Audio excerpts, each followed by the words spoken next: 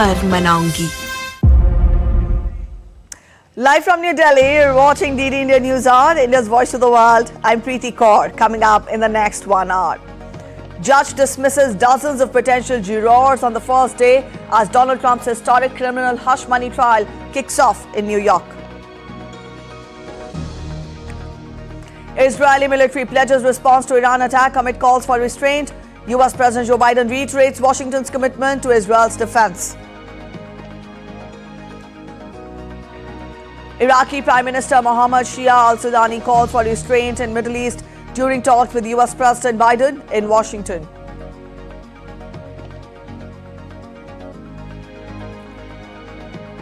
Campaigning intensified for the first phase of general elections in India. Prime Minister Narendra Modi to address public rallies in eastern Indian state of Bihar and West Bengal.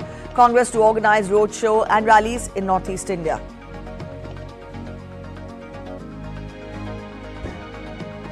And in football, Barcelona will take on Paris Saint-Germain in the return leg of their Champions League quarterfinals today. Meanwhile, Borussia Dortmund will face Atletico Madrid in the second game.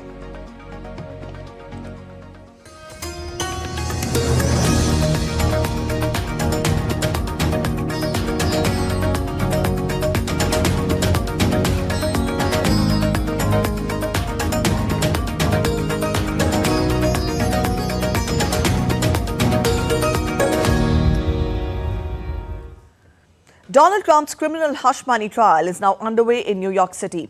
He is accused of paying hush money to an adult actress ahead of the 2016 presidential election. Trump is now the first former president to face a criminal trial. William Denslow reports from outside the courthouse in Lower Manhattan. Day one of Donald Trump's criminal hush money case is in the books. Donald Trump faces 34 counts of falsifying business records. Donald Trump has pleaded not guilty. Entering the courthouse, he once again railed against the justice system, saying it has been weaponized against him. He says that this case is unconstitutional, all in a bid to hurt his chances of winning re-election come November. It's a scam trial. If you read all of the legal pundits, all of the legal scholars today, there's not one that I see that said this is a case that should be brought or tried. It's a scam. It's a political witch hunt. It continues, and it continues forever. There were some wins and some losses for Donald Trump and his legal team at the start of proceedings. When it comes to Donald Trump's losses, well, he was seeking for Judge Juan Merchan to recuse himself from this case. Donald Trump is furious with the gag order that the judge has slapped on him. Judge Merchan, though, ruling that he will not be stepping aside during this case. Another big win for prosecutors is that Karen McDougal, who claims to have had an affair with Donald Trump, will be allowed to testify. A win for Donald Trump's team, though, is that the Access Hollywood tape in which Donald Trump is heard saying that he can grab women by the genitals will not be allowed to be played, but prosecutors will be allowed to at least reference it during this trial.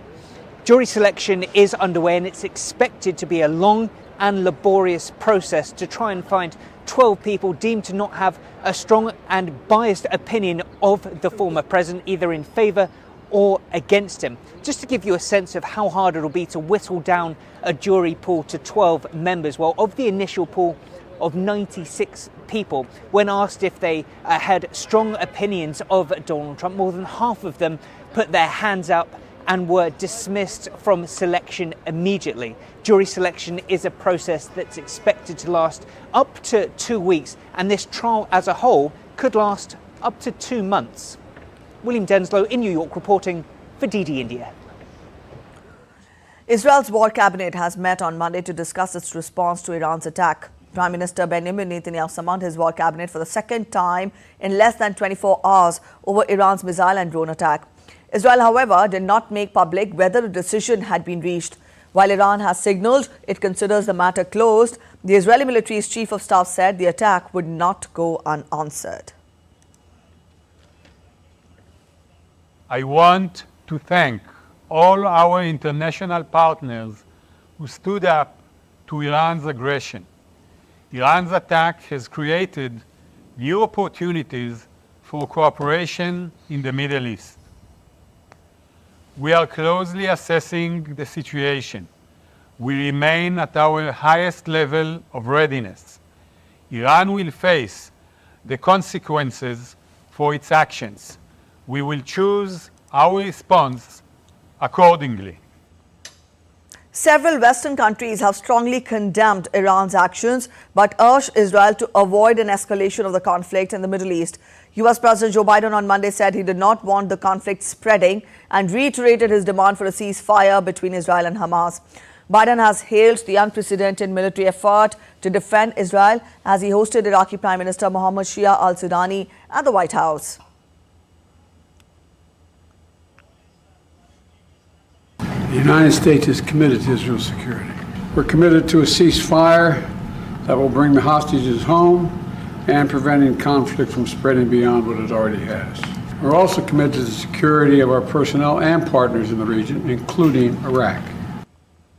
During the talk, the Iraqi Prime Minister called for restraint in the Middle East as tensions soar between Iran and Israel after Tehran's weekend strikes. Sudani said Iraq encourages all the efforts of stopping the expansion of the area of conflict, especially the latest development. And we encourage all the efforts about stopping the expansion of the area of conflict, especially the latest development, and we encourage all for restraint and to protect the safety and security of the Iraqi Prime Minister Mohammad Shia al-Sudani also met with US Secretary of Defense Lloyd Austin at the Pentagon on Monday. The meetings come as US ally Israel weighs its response to Iran's missile and drone attack, with the United States and Europe urging restraint. Iraq is a rare ally of both Washington and Tehran. Iraqi airspace was a main route for Iran's unprecedented drone and ballistic missile attack on Israel. Israel has remained on high alert after the attacks. However, some emergency measures have been lifted that had included a ban on some school activities and limits on large gatherings. Israel's military spokesman Daniel Hagari said that Israel sustained minor damage to infrastructure, including to the Nevatim air base. He said that the international coalition that aided Israel in thwarting the attack was a strategic achievement. אנחנו במלחמה במספר זירות. Thanks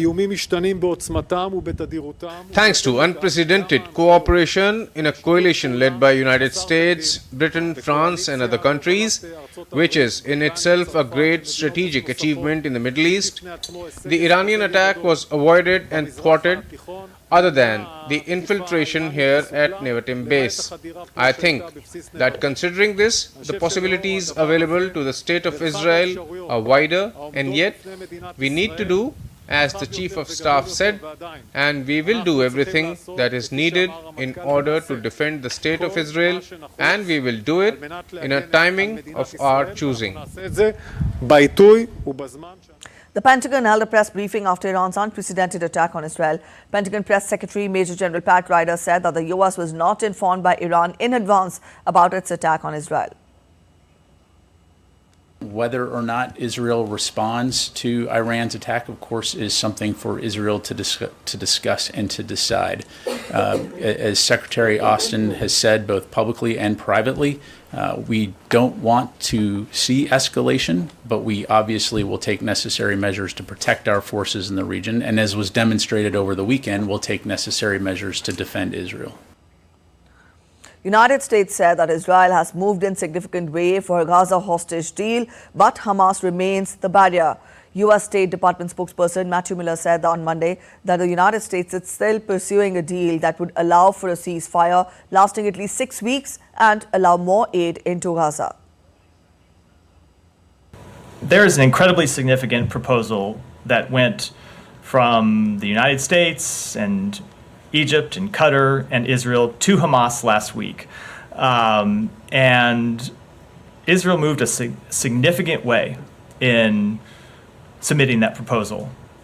And there's a deal on the table that would achieve much of what Hamas claims it wants to achieve, and they have not taken that deal. Now, they can speak for themselves about why they haven't taken that deal, but the bottom line is they have rejected it. And if they did accept it, it would allow for an immediate ceasefire in Gaza of at least 6 weeks that would benefit the Palestinian people they claim to represent.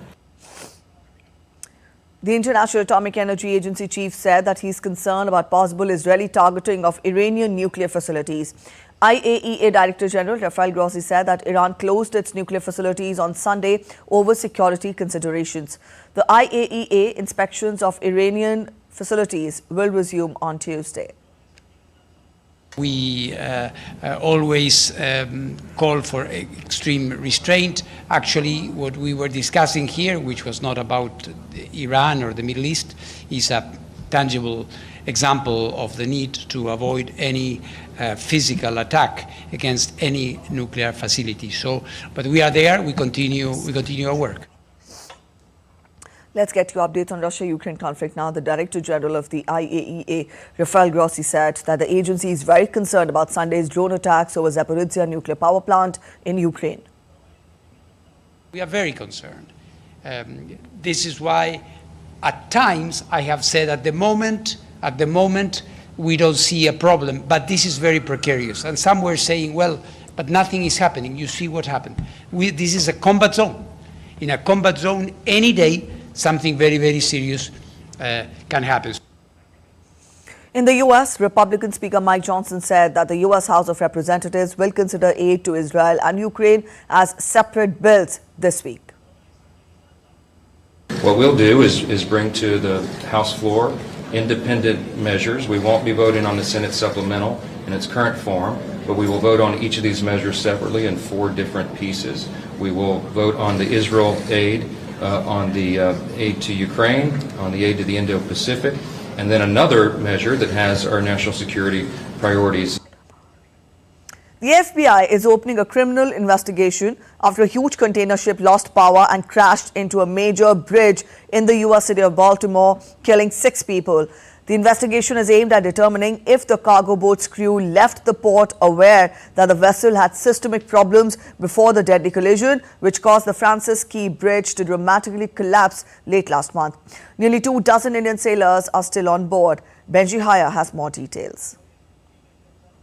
The latest from the scene of that fatal crash was that FBI agents have embarked on the Dali just upstream from where I'm standing on the edge of the shipping channel in and out of Baltimore. They are there, they say, to conduct court-authorized law enforcement activity. They want to try to assess whether the crew who are still on board knew of any issues with the ship before it set sail. A 22-man crew, all but one of whom, I should say, are Indian citizens. It should be mentioned that the US Coast Guard did undertake a safety check of the vessel back in 2023. No deficiencies were found at the time. And this FBI probe is not the only ongoing investigation. The National Transportation Safety Board has one already underway to look into the cause of the disaster. There is going to be a preliminary report expected in the coming weeks, but a full report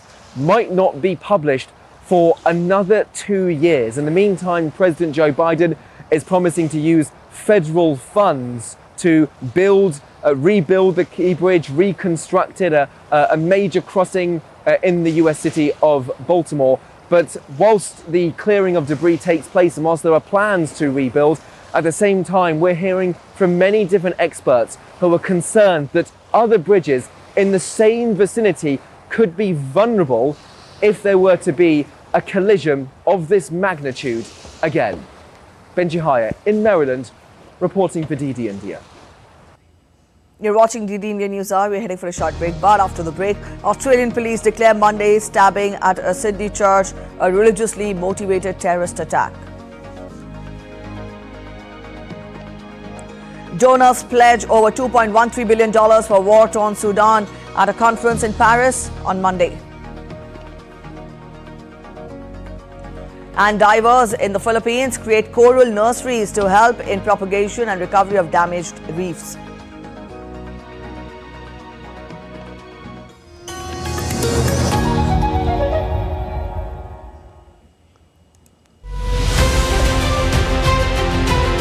Pole Pulse tracks the pulse of the pole-bound southernmost Indian state of Tamil Nadu. Voting is our responsibility. This is a big fight between BJP and India alliance. Will you vote? Yeah, power of democracy. This is a huge. BJP is trying her best, for the past 10 years under the flagship of Sri Narendra Modi government. The 2024 Lok Sabha polls in Tamil Nadu are witnessing the battle royale between DMK, AIADMK and the BJP.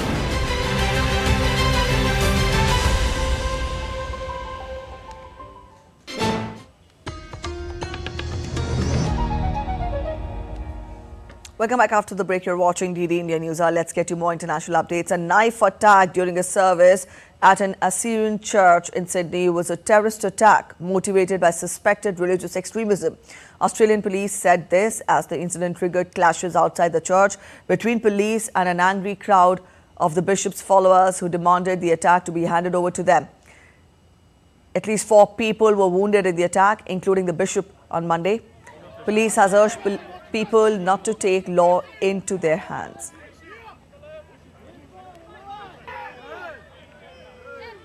After consideration of all the material, I declared that it was a terrorist incident.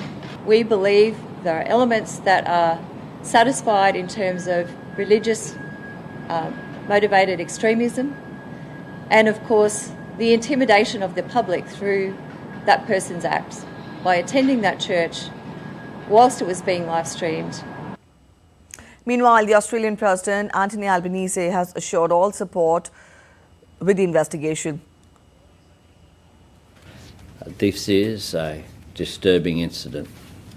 There is no place for violence in our community. There is no place for violent extremism. We are a peace-loving nation. This is a time to unite, not divide as a community and as a country. Police arrested a male teenager at the scene on Monday and were forced to hold him at the church for his own safety as the crowd of worshippers gathered outside. Police said there was a degree of premeditation as the male attacker travelled to the church far from his home with a knife. It was the second major stabbing attack in just 3 days in Australia's most populous city after 6 people were killed and 12 were injured in a knife attack at a beachside mall in the Bondi area on April 13th.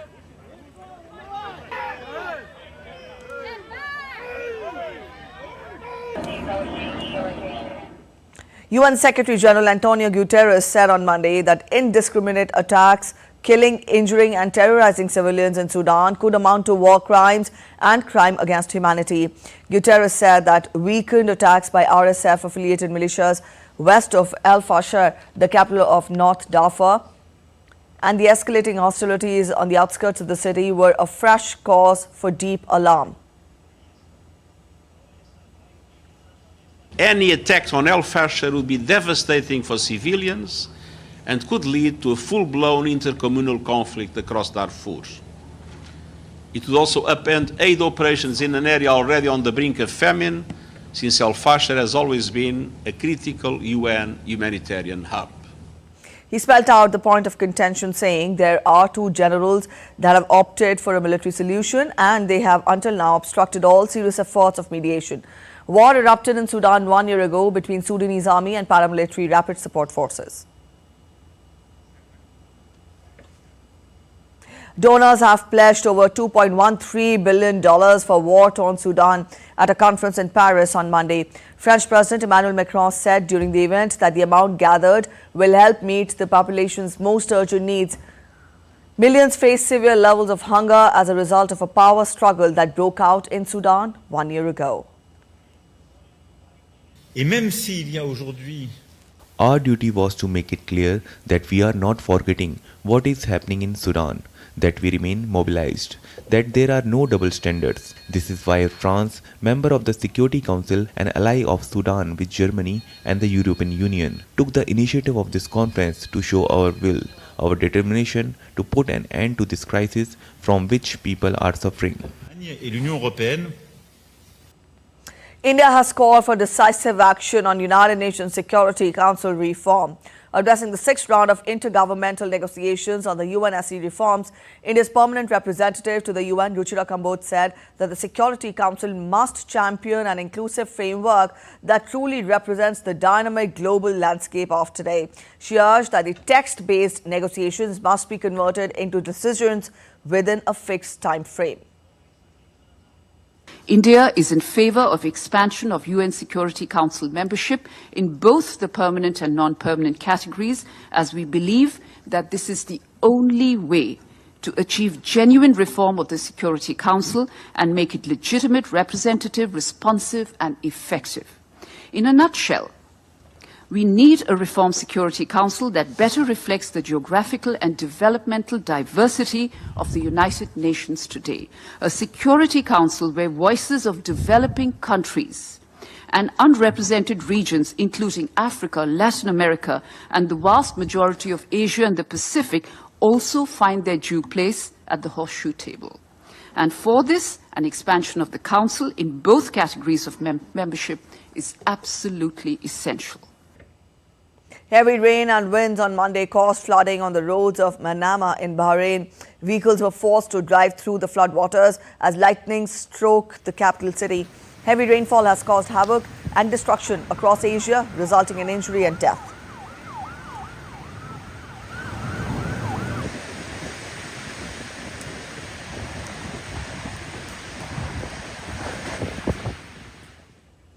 Swathes of northern Kazakhstan and Russia's Urals region were flooded on Monday as meltwater swelled the tributaries of the Ob River. The flooding has forced more than 125,000 people to flee their homes. Almost 1,000 houses have been flooded in North Kazakhstan and over 5,000 people have been evacuated. People in the city are facing interruptions in power and water supply.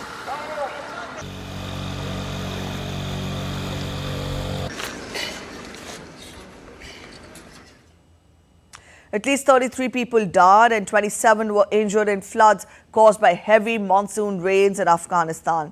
Houses in the villages of Lalpur district saw grave damages. People were seen taking out their animals and belongings from under the mud as floods tore through crops and infrastructure in the country. Heavy rain and floods in Pakistan have caused the death of at least 36 people in the country. Disaster management officials said on Monday that many were injured and around 85 houses in the northwestern Khyber Pakhtunkhwa province were damaged by floods over the last 3 days. Weather forecasters have predicted more rain for the western parts of the country and the largest part of Balochistan in the following days.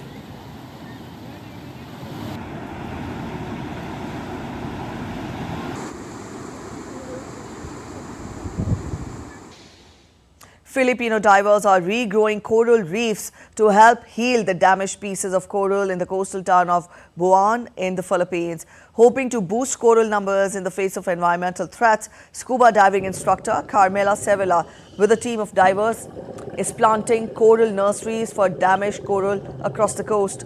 The project aims to preserve coral reefs in the face of certain environmental threats brought by climate change, such as mass bleaching event. So far, Sevilla and her team have only collected 64 pieces of damaged coral for the nursery and plan to expand upon that number. The Philippines sits at the Coral Triangle and is home to over 600 types of corals.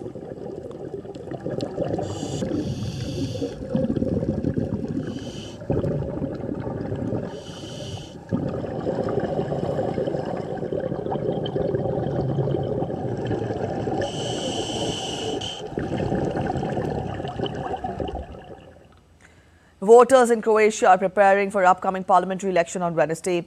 Polls indicate Prime Minister Andrej Plenković's conservative HDZ party will lose its majority after a welter of graft scandals. HDZ and the Social Democratic Party held the final rallies on Sunday. If the outcome puts a Social Democrat-led coalition into power, it could change Croatia's stance on major issues such as support for Ukraine in its conflict with Russia.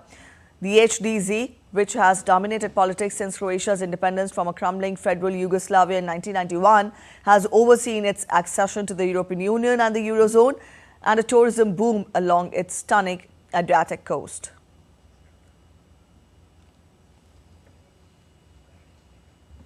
Let's take a look at other stories making it to the headlines from across the world now. A pilot and 2 passengers were killed after a helicopter fell in a southern Mexico City. Mexico City authorities reported that the private aircraft fell on top of an empty car repair shop located near the UNAM University campus.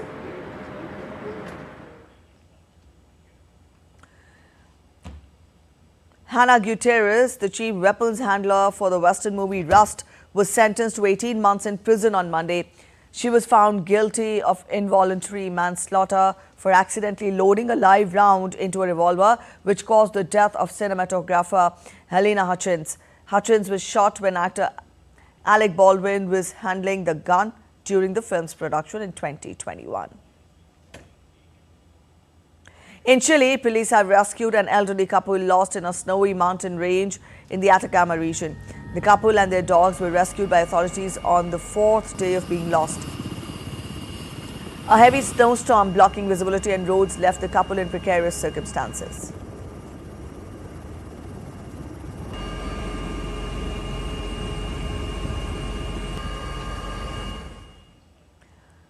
Two German school children found bones that scientists say belong to prehistoric elephants, which lived outside Germany's Munich around 10 million years ago. Following extensive excavations near a Bavarian village near Munich, a total of 120 bones were found. A San Diego zoo welcomed its 250th California condor hatchling. This marks an important milestone for the critically endangered species. According to the U.S. Fish and Wildlife Service, the world population of California condors was estimated at 561 at the end of 2022.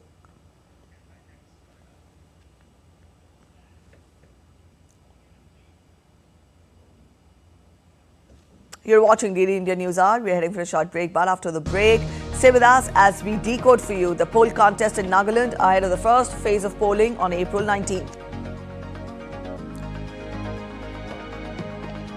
In a heart-wrenching incident, a passenger bus fell from a flyover in India's Jajpur area in Odisha, killing 5 people and injuring 38. It's a sight to behold in Sonmarg in India's Jammu and Kashmir's Gandarbal district as it received a fresh spell of snowfall on Monday evening.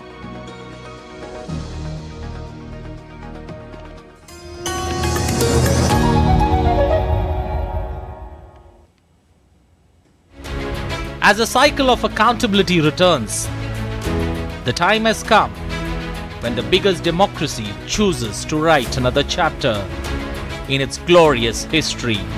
Development, justice, regionalism, a big political canvas. Everything will be put to test in this mega battle for glory.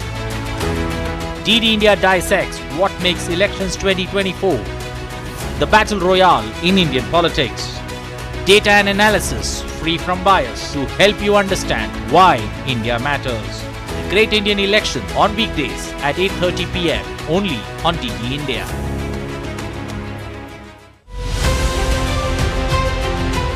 Tracking the first phase of general elections, Team Poll Pulse has reached India's northeast in Assam. This is the tea city of India, Dibrugarh. They are not getting jobs in the local area like in Dibrugarh or nearby districts and all. Home to the finest tea, the state is set for a cracker of a contest. This is 2024. Can the Congress and allies offer a fight back, or will the Modi juggernaut be unstoppable? Watch Poll Pulse on DD India.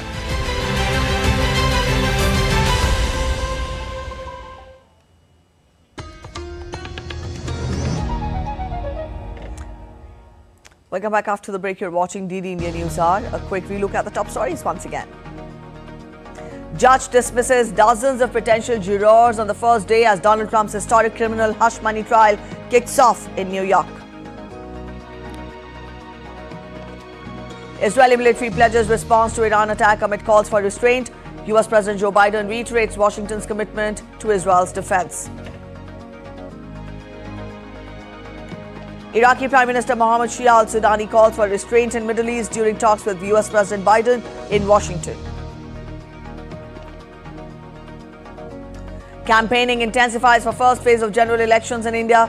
Prime Minister Modi to address public rallies in the Indian states of Bihar and West Bengal.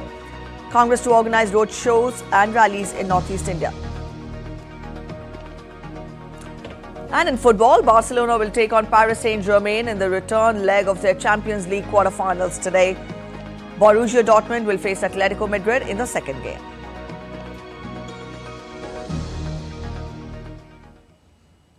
And now we get to the latest on the world's largest democratic election in India.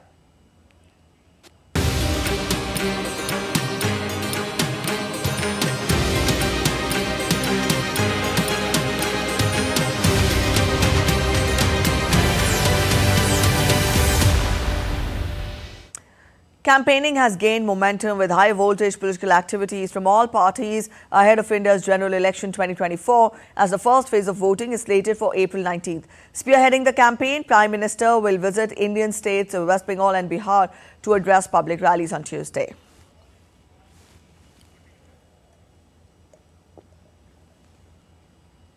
India's Home Minister Amit Shah will hold public rallies in Jammu, Uttarakhand and Madhya Pradesh today. Indian Defence Minister Rajasthan Singh will hold a roadshow in Krishnagiri Lok Sabha constituency on Tuesday. Indian Transport Minister Nitin Gadkari will address a public rally in Maharashtra on Tuesday.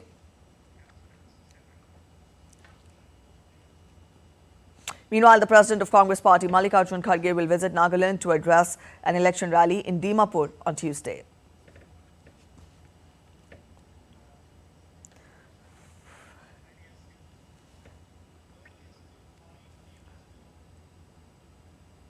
Congress General Secretary Priyanka Gandhi Vadra will participate in a roadshow in Tripura on Tuesday. The roadshow will be organized in support of the India Alliance candidates of the two Lok Sabha constituencies, Tripura West and Tripura East.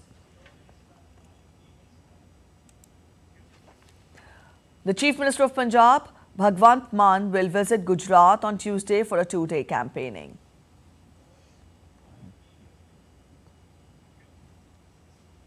Former Chief Minister of Telangana and Bharat Rashtra Samiti Supremo K. Chandrasekhar Rao will start his election campaign with a public meeting in Sangareddy on Tuesday. Samajwadi Party candidate from Mainpuri constituency Dimple Yadav will file nomination on Tuesday.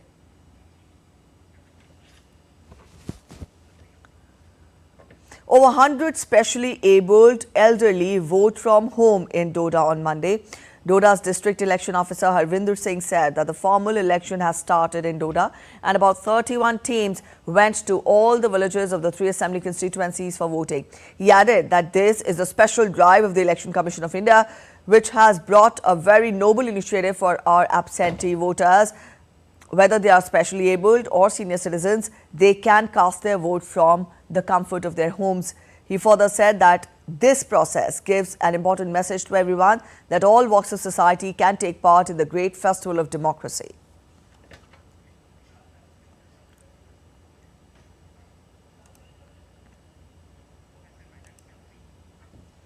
All right, DD India's correspondent Vishal Baristo is joining us from the pink city of Jaipur. Vishal, good morning. We've told our viewers how electioneering is, in fact, has reached its crescendo. The first phase of polling will be held on 19th of April. You're there in Jaipur. Let us understand the poll contest from you. How important are the general elections 2024 for the state of Rajasthan?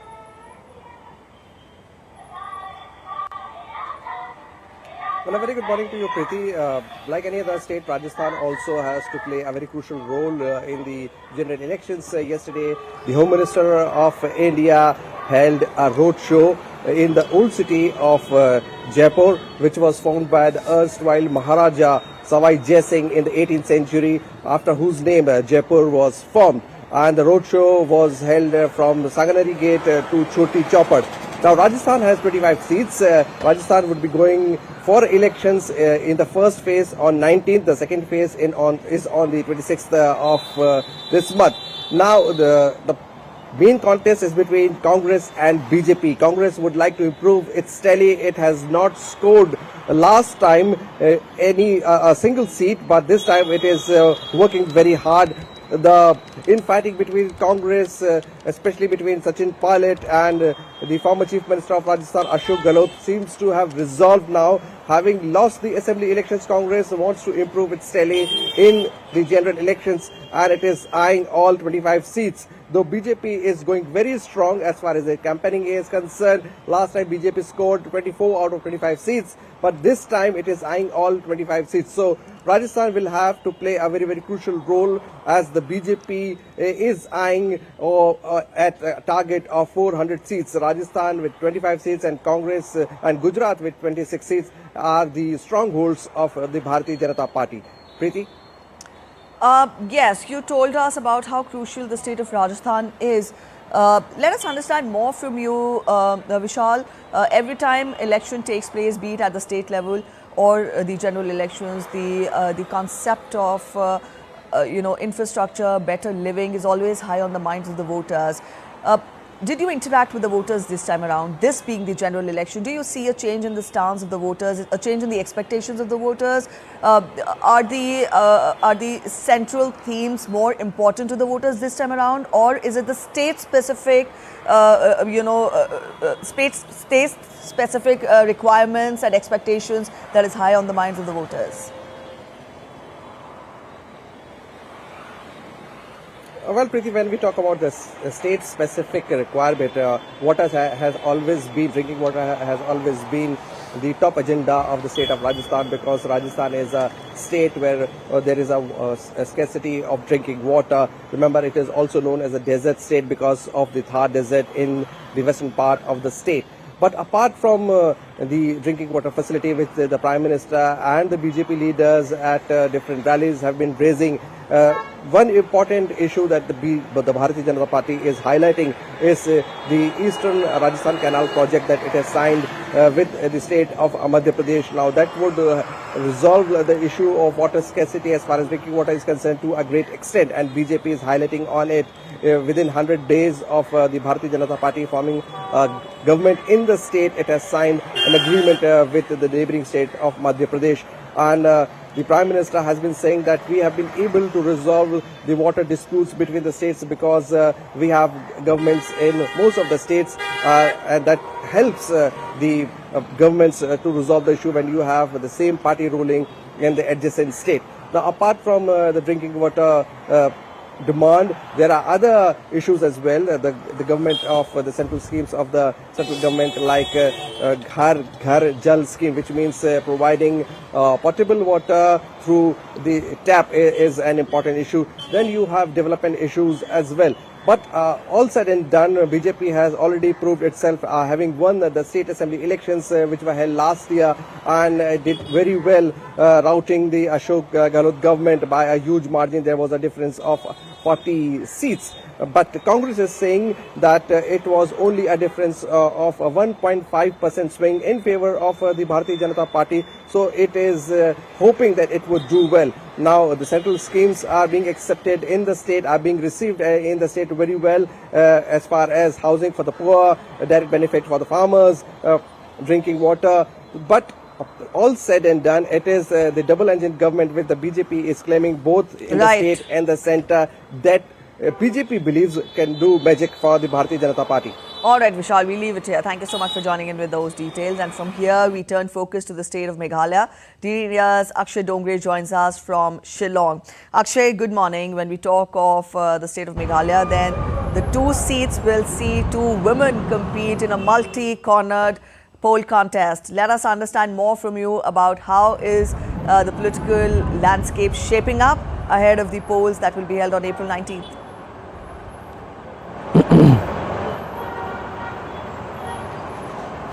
Well, Meghalaya, the state of Northeast is quite unique as far as the societal structure is concerned there, Preeti.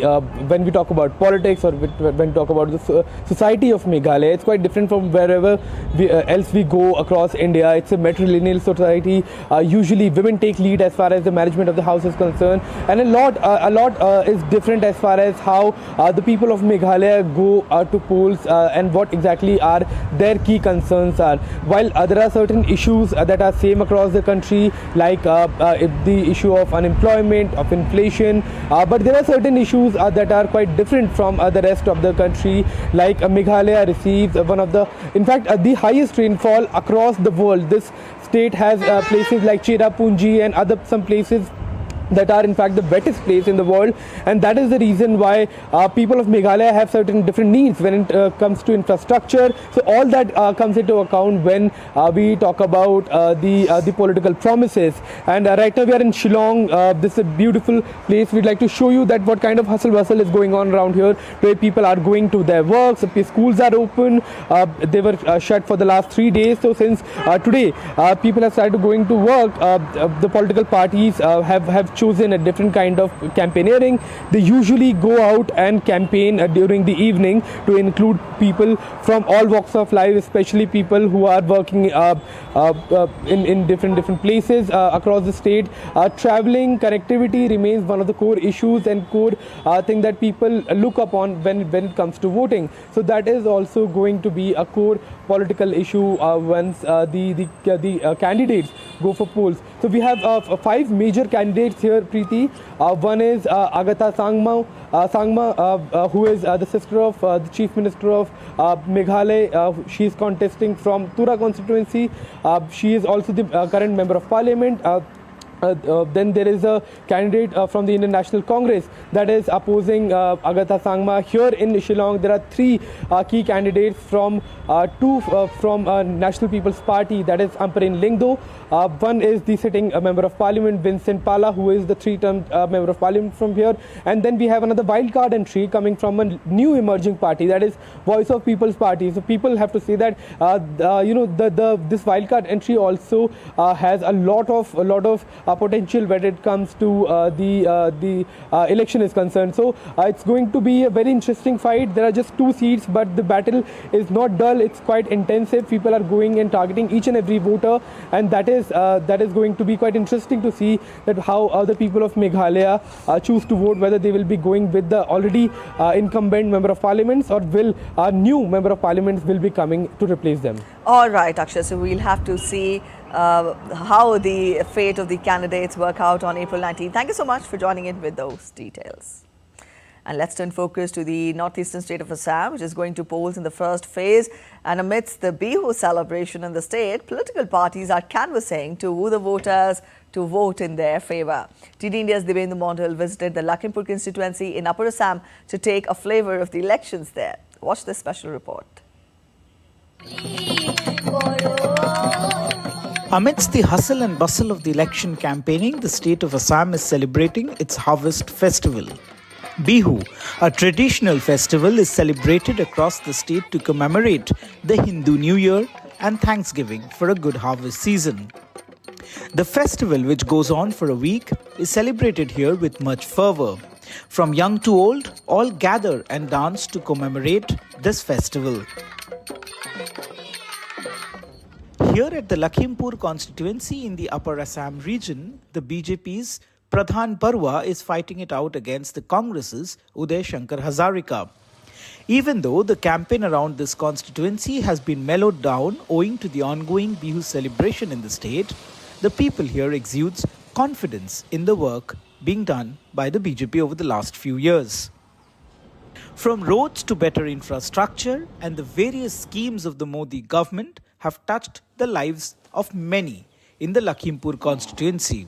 The people are also happy with the completion of the long pending construction of the Bogeybill Bridge over the mighty Brahmaputra River.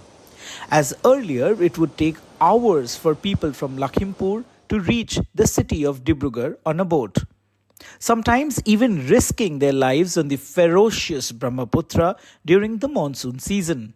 Not just this, even the building of embankments along the river, which would otherwise flood farmlands and houses, brought much relief to the people here. The building of the Hydroelectric Power Corporation's dam over the Subarnasri River is also celebrated here as an achievement of the BJP government. Not just this, the third largest Indian agricultural research institute in the Lakhimpur constituency is also something that the people talk about highly.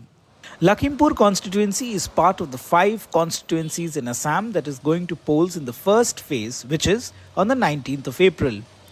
Assam has 14 Lok Sabha seats and is going to polls in the first 3 phases of the general elections of 2024. Dibyendu Mondal's report for DD India. And I will take a look at other stories. Speaking into the headlines from across India, a passenger bus fell from a flyover in India's Jajpur area in Odisha. According to the officials, 5 people were killed and 38 were injured in the tragic incident. The bus was travelling towards West Bengal.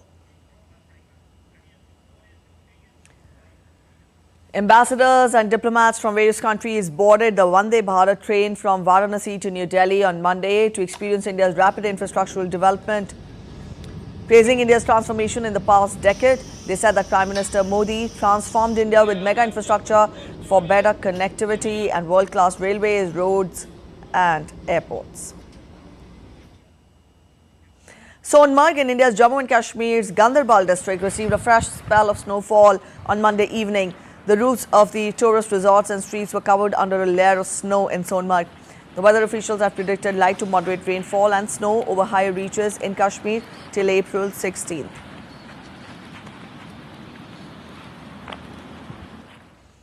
A short break ahead, but after the break, slump in the markets continue. Stay with us for a roundup on all the action from the world of business. Tesla to lay off 10% of its global workforce amidst slowing sales growth. And Sunrisers Hyderabad score the highest ever total in the history of Indian Premier League, beating Royal Challengers Bengaluru by 25 runs on Monday.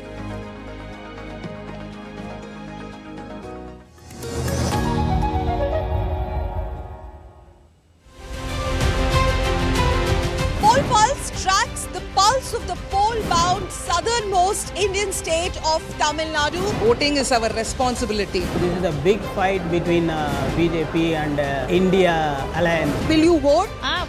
Yeah, power of democracy. This is a huge. BJP is trying her best, for the past 10 years under the flagship of Sri Narendra Modi Garu. The 2024 Lok Sabha polls in Tamil Nadu are witnessing the battle royale between DMK, AIADMK and the BJP.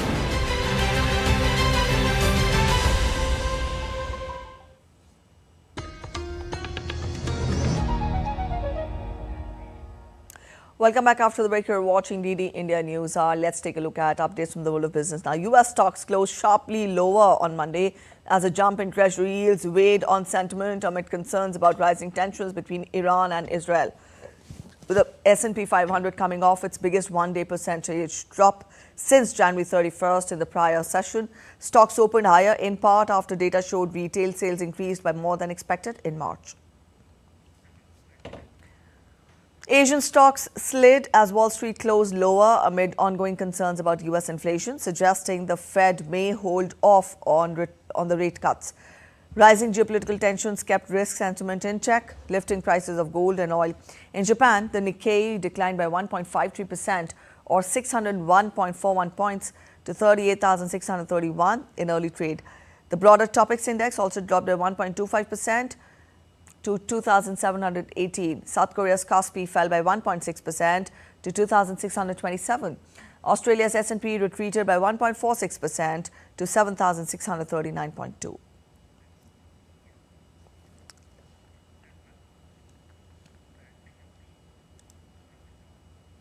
All right, DD India's Chris Gilbert joins us from Tokyo. Chris, good morning.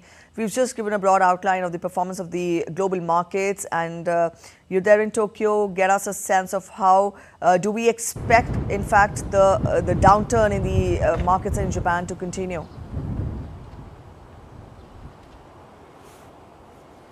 Yeah, well, a lot of this depends on a couple of factors. The first, of course, is the upcoming overnight East Asia time performance of the US markets. A lot of this, as you mentioned, Preeti, is down to that, with the dollar hitting a 5-month high, and that really pushing the value of Asian shares lower, especially those retail figures really pushing up the US dollar, and the dampening hopes of interest rate cuts coming up in the summer. You know, shares, major indexes excluding Japan throughout Asia, are all down 1.4%.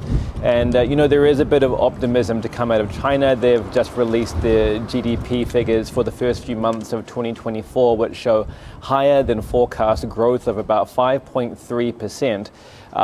So there is a bit of optimism there. It is a mixed bag as Asia slides sheer across the board for the second day in a row. So a lot is yet to be seen throughout the day about how the markets perform today. And of course, as you mentioned, the geopolitical situation, which is largely out of most actors' hands in East Asia, watching the war cabinet called by Benjamin Netanyahu on Monday. The United States and Japan both urging restraint in the situation that is developing there. The price of oil continuing to be pushed up, and investors fleeing to safer pastures and gold and treasuries. So again, a lot depends on that situation as well.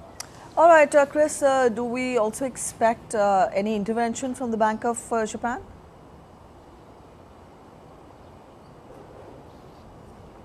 Well, the Bank of Japan has just, in the last couple of hours, issued another warning, but this is mostly about the currency markets, because the yen has slid to 154 against the dollar overnight. Now, that is a 34-year low. Economists have told me a normal, healthy exchange rate between the yen and the dollar should be about 110. We haven't seen that for years. The last couple of years have delivered exchange rates of 140 to 150. And we are now more than 2 points higher for the yen than we were in October 2022, when the government last intervened with a yen buying intervention. They're not saying they're going to do that at the moment, and in fact at that time they didn't announce ahead of time they were going to do it, but they did after the fact. But they are saying the same old message, that they are prepared to take action, that they will take action, and that message itself, economists say, is very important to ward off speculators and keep the markets on edge. All right, Chris, we'll leave it there. Thank you for joining in with those details. And mass layoffs are coming to Tesla. The EV giant is reportedly laying off more than 10% of its global workforce. The company has been struggling with slowing sales growth for over a year now, as it faces fierce competition. The news comes ahead of an expected visit by CEO Elon Musk to India, where he could announce new investments in the country. Tony Waterman has more from outside the Tesla Gigafactory in Texas, where the company is headquartered.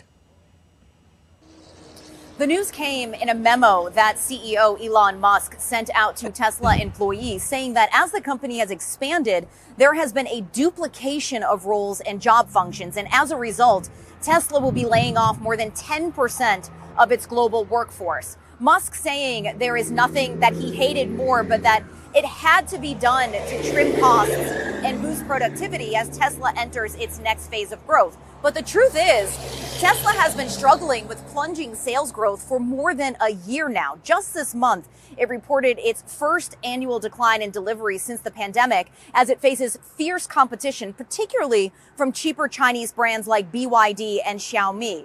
News of these layoffs, though, come amid reports that Musk is gearing up for a trip to India, as Tesla looks to offset slowing sales by expanding in new markets. And according to Reuters, Tesla is already room locations in New Delhi and Mumbai. Those cars would reportedly be imported from its plant in Germany, allowing Tesla to take advantage of a new tariff rule change. Just last month, the country slashed taxes on imported electric vehicles from as much as 100% down to 15% for automakers that invest $500 million in the country and set up a factory. This is a change Tesla has been aggressively lobbying for ever since Musk met Prime Minister Narendra Modi in New York last June. And Musk is expected to make this investment announcement during this upcoming visit. It's unclear if this mass layoff of at least 14,000 employees will impact those plans at all, or perhaps just free up funds for more investment in places like India. Tony Waterman in Austin, Texas, reporting for DD India. All right, after business, we turn focus to sports now. Talking of first IPL, or before that, we'll tell you that Barcelona are ready for the battle against Paris Saint-Germain in the return leg of the Champions League quarterfinal today. Barca hold a slender 3-2 advantage after the first leg in Paris last week as they bid to reach the semi-finals for just the second time in 8 seasons since lifting the trophy in 2015. Barca will be without captains Sergi Roberto and Andreas Christensen, who are both suspended after receiving yellow cards in Paris. Meanwhile, Borussia Dortmund will host Atletico Madrid in the second game on Tuesday. Dortmund are currently losing the tie 2-1 after the first leg in Madrid saw Diego Simeone's side take a 2-0 lead. Atletico are looking to secure a first Champions League semi-final spot in 7 years.